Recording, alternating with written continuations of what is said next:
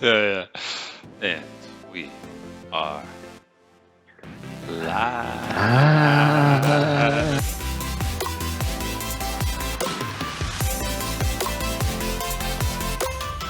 live. yeah, we are.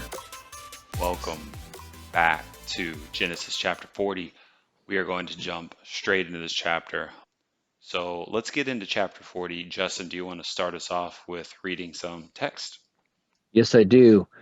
Verse 1. Then it came about after these things that the cupbearer and the baker for the king of Egypt offended their lord, the king of Egypt. And Pharaoh was furious with his two officials, the chief cupbearer and the chief baker. So he put them in confinement in the house of the captain of the bodyguard in the prison, the same place where Joseph was imprisoned. And the captain of the bodyguard put Joseph in charge of them, and he took care of them, and they were in confinement for the same time. Then the cupbearer and the baker for the king of Egypt, who were confined in the prison, both had a dream the same night, each man with his own dream, and each dream with its own interpretation. When Joseph came to them in the morning and saw them, behold, they were dejected. So he asked Pharaoh's officials who were with him in confinement in his master's house, "Why are your faces so sad today?" And they said to him, "We have had a dream, and there is no one to interpret it." Then Joseph said to them, "Do interpretations not belong to God? Tell it to me, please." Whoa. Okay, a lot going on here. Obviously, we have two people that are ultimately introduced into the prison, the cupbearer and the baker. Justin, can you tell us what a cupbearer is? Yes, it's the person that is responsible for uh, like tasting the king's drinks in order to make sure that he's not poisoned. But it's just a high-ranking official. He may do other things for the king as well, and he does hold some level of authority because, as we see later on in the Bible, Nehemiah was a cupbearer. So he does more than taste the king's drinks to make sure he's not poisoned in the king's food and things like that. He also would do different roles. He would be someone with pretty good discernment, some amount of wisdom. So the cupbearer and the baker both worked for Pharaoh, and the cupbearer obviously was a highly trusted individual. Got to be one of the most highly trusted individuals, right? Because he's making sure that, back in the day, people would get poisoned, and that's how people would lose their kingship, and they would be overthrown essentially. That's one way, obviously. And so both of these individuals, it is interesting that they were thrown into jail, and it doesn't say exactly why they were thrown into jail. What we do see in verse 1, we see that these two individuals offended their Lord, the king of Egypt. And Pharaoh was furious with his two officials, the chief cupbearer and the chief baker. So he put them in confinement in the house of the captain of the bodyguard. So he's very angry. We don't know exactly why he's angry. It is interesting that both these individuals relate to the king's or the pharaoh's food. So the question is, was this a potentially an assassination attempt that went wrong? That ultimately the pharaoh didn't ultimately die, or who knows what happened? But clearly something went amiss here, and he threw both of these individuals into prison. This Pharaoh, as we kind of learn throughout the chapter, he seems like a pretty reasonable, smart individual. And so I guess I could be, I guess I don't know. That's not the implication that I ultimately get is this guy's super unreasonable. It's possible, but maybe he is because of some of the smart moves he makes later on. I guess is why I'm saying this. Yeah, those are some good thoughts. So the Pharaoh that's referenced here in verse 1, I believe, is Sesostris the second. And I believe this chapter took place around 1888 BC, possibly. And so moving on to verses 3 and 4, the captain of the guard here was mentioned, the same title was given to Potiphar. It's possible this is Potiphar, but the text doesn't clarify, so it's also possible that it isn't. It's possible that it's someone else.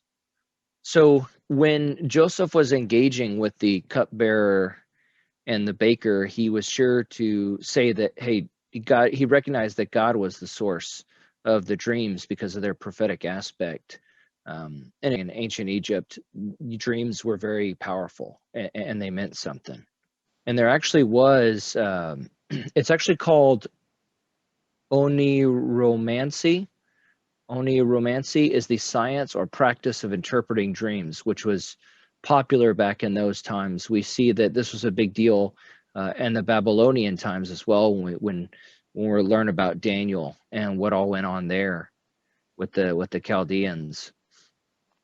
And there were people in those days who actually had the profession of interpreting dreams, because they were believed to point to future events. And there was actually people who focused on being what they called magicians. They would practice, or they would try to learn how to do spells. They would learn how to interpret dreams. They would also learn how to try maybe do some form of medicinal type work within the, intertwined with the supernatural. And they sometimes they're referred to magicians, sorcerers, wise men, different things, but it was a profession that existed back in those days, that would have a royal place, or would have the king obviously would have had a relationship or access to these people. Does this type of thing, do you think, exists today? And what are your thoughts on? Yeah, it's this type of thing definitely exists today. Not in the same way of like, where there's a ruler that, that kind of gets advice from these kind of people. But this profession is in opposition to the biblical instruction.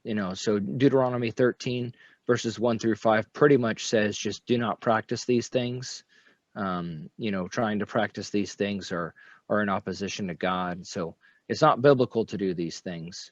And as we see, though, that in the conversation with Joseph, when he interpreted the dreams, he gave the credit to God. So he wasn't participating in this ancient practice, or this practice of interpreting dreams through alternative supernatural means. He received the interpretation from God and gave God the credit. Right. It's probably, Which mention, go ahead. I guess, how do you feel about people seeking interpretations from dreams from God today, or trying to get dreams interpreted through God? I mean, do you have a feeling on that? Because I know that I suspect there's Christians today that are still trying to interpret dreams, and I'm just not sure if you had a thought on that type of practice. Should we be concerned? Yeah, so me personally, I never try to seek any kind of interpretations for dreams.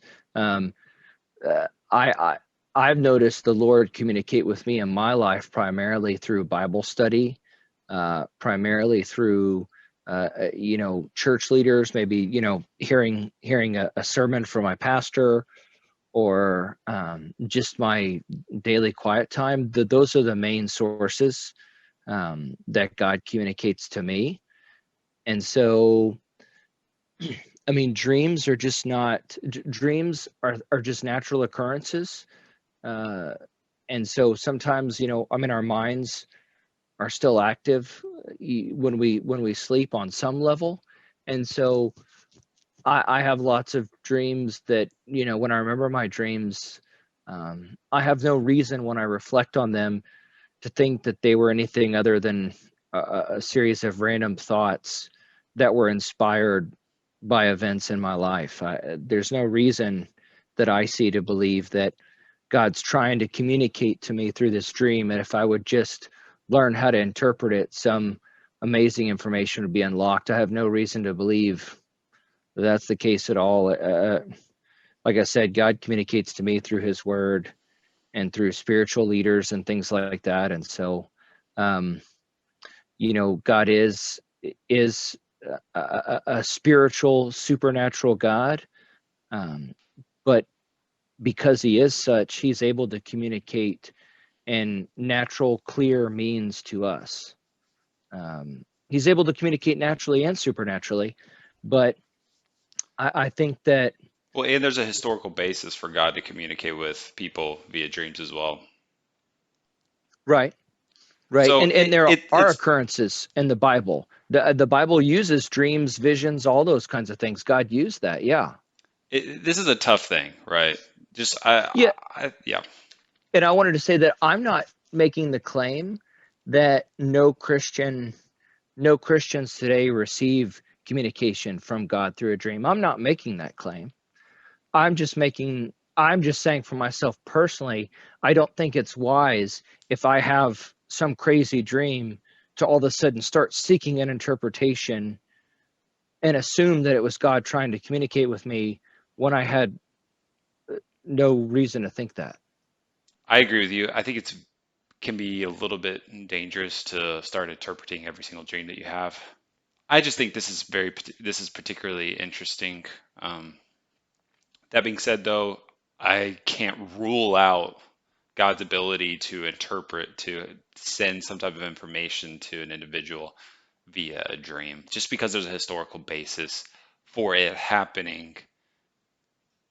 So, Yeah, that's a good point. I think I know missionaries who are doing missions in the Middle East, and they know people who have come to Christ when they were Muslims, and Jesus visited them in a dream, and they ended up putting their faith in him and finding a church.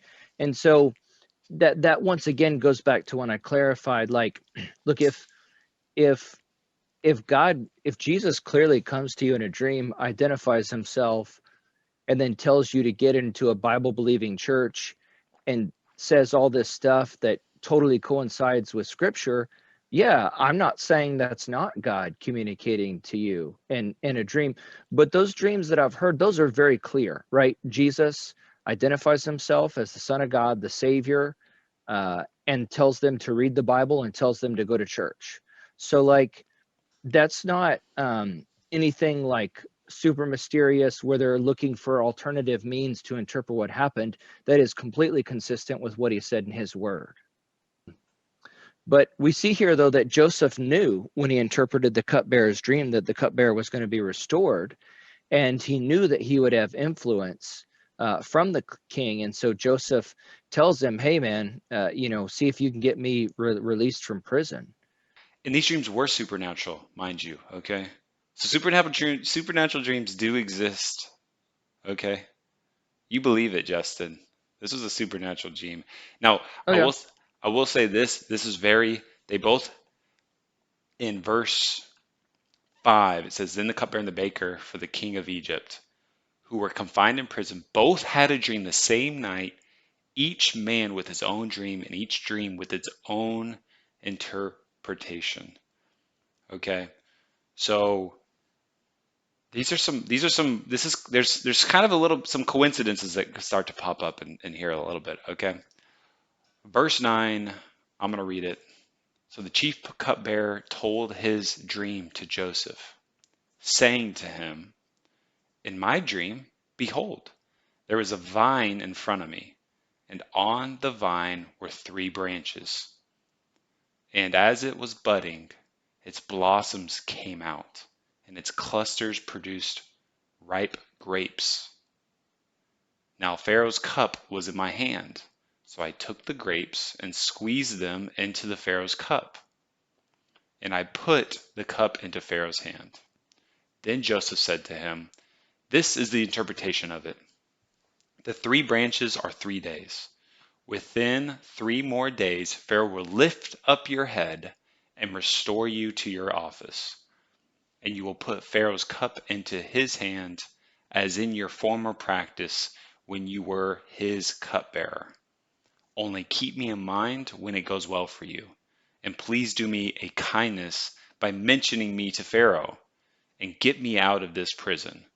For I was in fact kidnapped from the land of the Hebrews, and even here I have done nothing that they should have put me into the dungeon.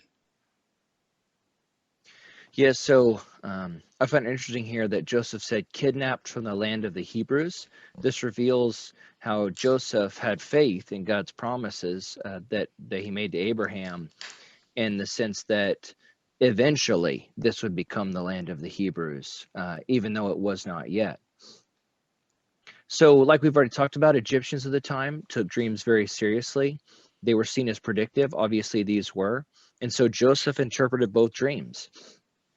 So the cupbearer's dream had a favorable meaning, and it was connected to his profession. And so, because Joseph had interpreted it, he knew it was going to happen.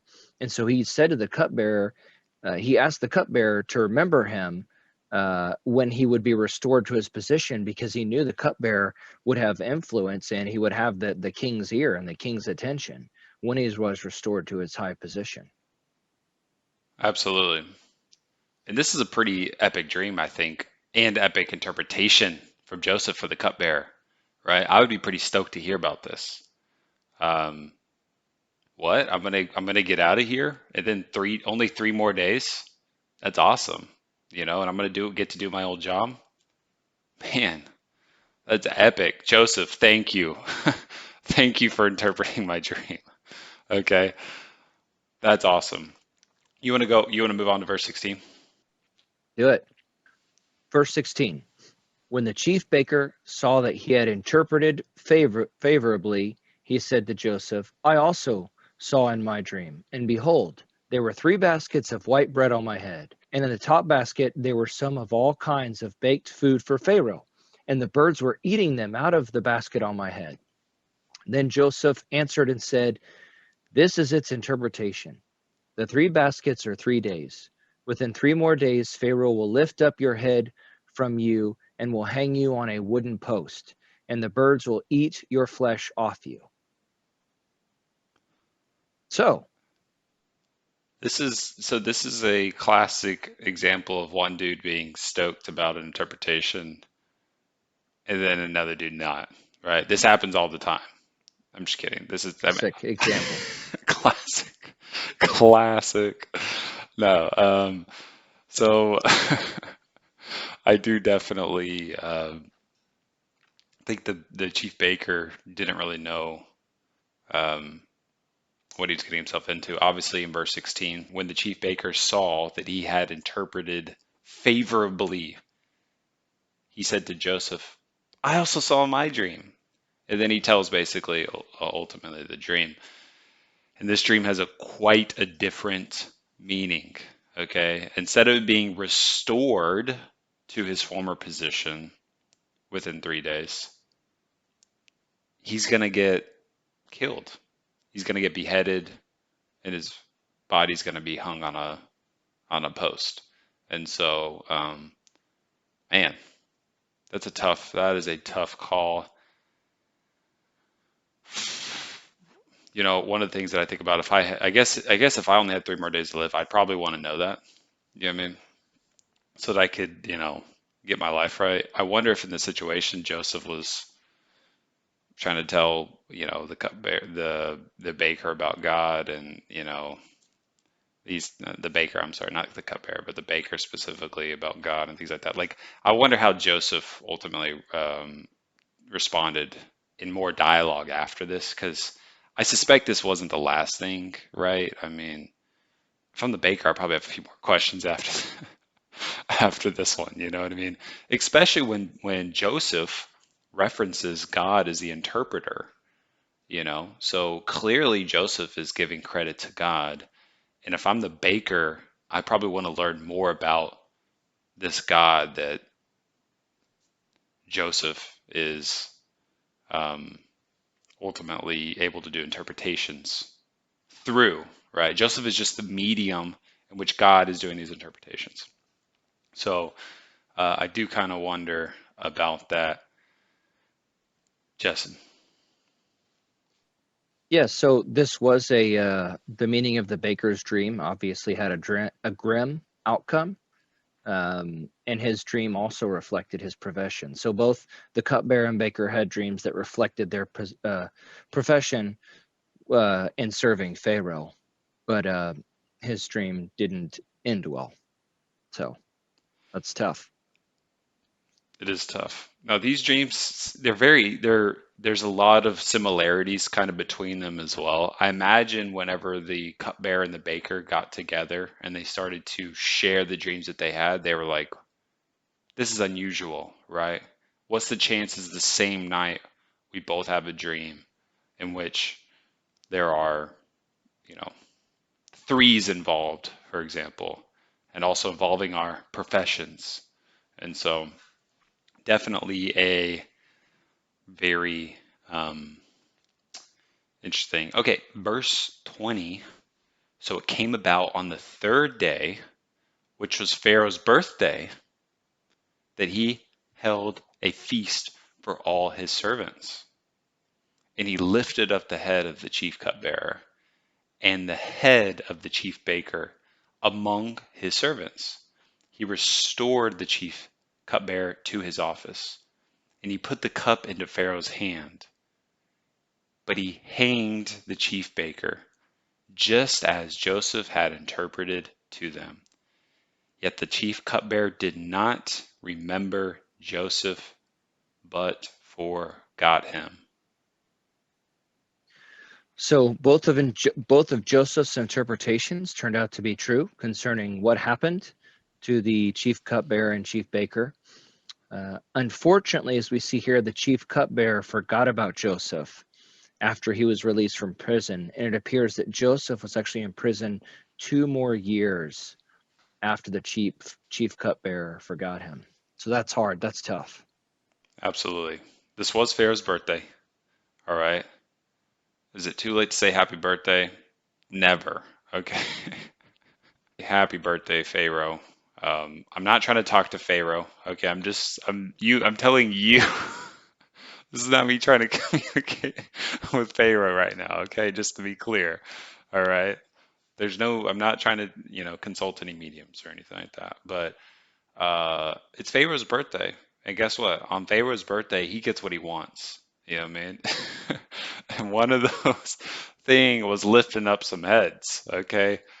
One version of lifting up that head is lifting up them into their old positions, right? Putting them into the front of the entire group of servants, whereas the other one is actually lifting up the head from the body, from here up. Okay, this part Decapitated. this part was gone. Okay, no more of this, which is pretty it's a tough way to go, um, and especially when you know that the birds are going to be eating your flesh.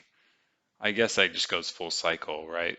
Um, someone got something good out of that. It sounds like the birds did.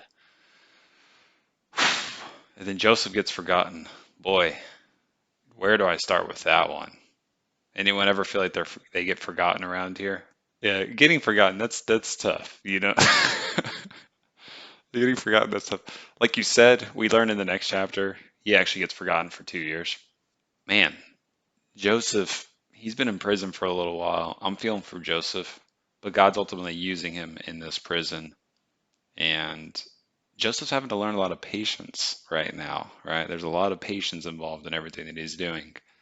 And being, stuck in prison is not exactly where I want to learn my patience. I prefer to learn my patience elsewhere, you know, not in a dungy, dark, who knows what the conditions of this prison were, right? This isn't the same prison that, celebrities go to whenever they do something bad, right? This is like rats and zombies and mummies and who knows what's. I'm just messing around. Okay, yeah, tough, tough. Justin, how do you feel about Joseph getting forgotten? What are your thoughts there? Yeah, that's hard. Um, Sometimes in our lives, we may not understand what God is doing or allowing to happen to us, but God still communicates with us if we seek guidance from Him, and He can show us that His hand is on the situation, because it is. During those times, God builds our character in those difficult circumstances, which He can use to prepare us for another stage in our lives. And one of the things we see is that Joseph has a great work ethic, even during the really discouraging times. He's trusted to be just in charge of things in the prison that he's in. And so Joseph is definitely someone to look to, who handled discouragement in an awesome way. And handling discouragement in an awesome way is something that's really hard to do. Right. So I would yeah, agree. Joseph did it well. I think that I think a lot of times I can feel like this myself as well. You want to serve God, right? Maybe you have the noblest of intentions, right? You want to serve God, you want to do all these things, and you but you have your way of wanting to serve God, right? And I think there's times in which maybe that time hasn't maybe come yet. Maybe that time is coming, but I think it's really important if to have that heart. I don't think Joseph thought, "Hey, the best way I can serve God right now is to be in prison." Okay. I mean, do you think that's where he's like, this is where I can have the biggest impact on God's kingdom? My guess is that was that wasn't his thought. But as Justin mentioned, Joseph ideally was still learning, such that whenever God had him in a position that would ultimately come later, that he was able to use the things that he learned in the prison and under Potiphar to ultimately undertake the mission that God had for him next. Um, of course, we know in Scripture, Luke 16:10, we need to enjoy the journey, right? Whatever you've been entrusted with right now, totally take that very seriously. Okay, don't just wait for the big moments. You have to take the small moments just as seriously, just with a servant, with a heart to serve God, such that whenever you have those moments in the future that maybe are a little bit bigger, you've already built the habit of being a servant of God, right? You've already built the skills, right, to be able to serve God in those moments. So, guys, we are really excited. Chapter 40, we're going to be digging into chapter 41 very soon. Get excited, guys. We are getting towards the end of Genesis. Whoa, this has been a fast We're, journey. then we're going to blow Exodus wide open. That's right. All right, everybody. I hope y'all have a brotastic bro day. Bro, you later. Show.